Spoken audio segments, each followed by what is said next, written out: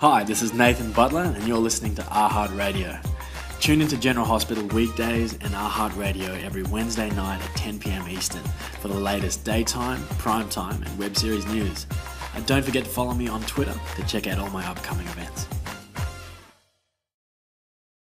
I've just always been an incredibly shy person, and I'm not going to be the one to come knock on your door and introduce myself and say, hey, let's go to lunch. Still to this day, when we break for lunch, everybody goes off campus and does their thing, and I go and sit in my room and eat because that's where I'm comfortable. I never knew that about you. That's how I am. Always. I've always been like that. Even in high school, I would go home every day for lunch and eat with my grandma and my mom. Really? Mm-hmm. Oh God! Someone said it once. Like you're like the mother goddess or something. No, meaning that you have a very kind nature and you sort of take care of people. Mm-hmm. And a lot of us around here are very immature and more like the kid. No, seriously, it's like the kids are going out to lunch. But, it's like I've been sick and you literally have brought me medicine. Like, I don't ask, I'm feeling sad. Like, you'll come up and, like, give me a hug. Like, that's sort of your role, like, within these walls. Well, that's who I am as a person. Yeah. I enjoy doing that. But I'm also, my life is very different from a lot of yours. I've been married for 1 million years and I've got kids and it's just different. It's just different. I look up to you because I see you do it and it's like effortlessly. Like you're such a good mom and you're like, but you're also like, you enjoy your kids. I see a lot of women who it's all about like the discipline and the schedule and I don't know, like making them into what they want them to be, mm-hmm. as opposed to like being a family and just having fun, mm-hmm. And seeing that they're their own little people. Yes, and I see that as you as a mom, you're more concerned with them being who they are than who you want them to be, Yeah, I just want them to be decent people. Yeah.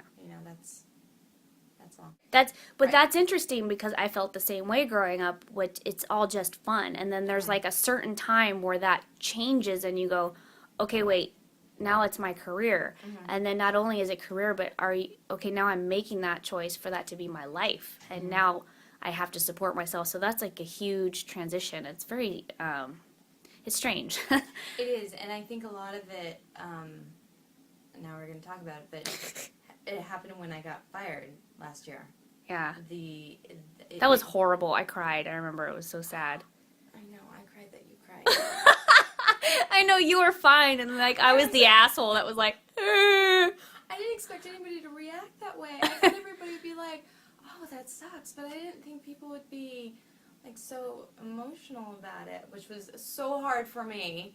I'm gonna cry now thinking about it, but back to what I was saying. That's being fired is what made me.